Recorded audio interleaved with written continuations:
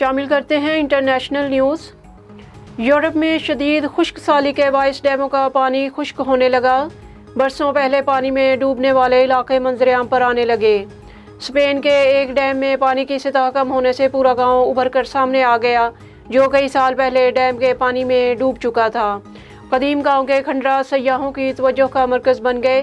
گاؤں کے مکانات کی دیواریں اپنی جگہ قائم ہیں، لیکن چھتیں اڑ چکی ہیں۔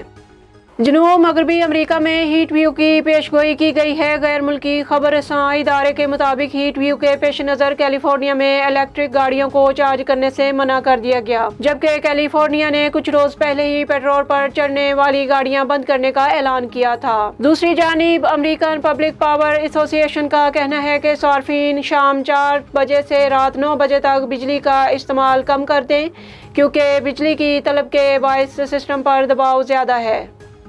شامی میڈیا کے مطابق فوجی ذرائع کا کہنا ہے کہ حلب کے ایئرپورٹ پر اسرائیل کی جانب سے میزائل حملہ کیا گیا ہے۔ شامی میڈیا کے مطابق مقامی وقت کے مطابق 8 بجے کے قریب اسرائیل کی جانب سے حلب کے انٹرنیشنل ایئرپورٹ کو نشانہ بنایا گیا، جس سے ایئرپورٹ پر جزوی نقصانات ہوئے۔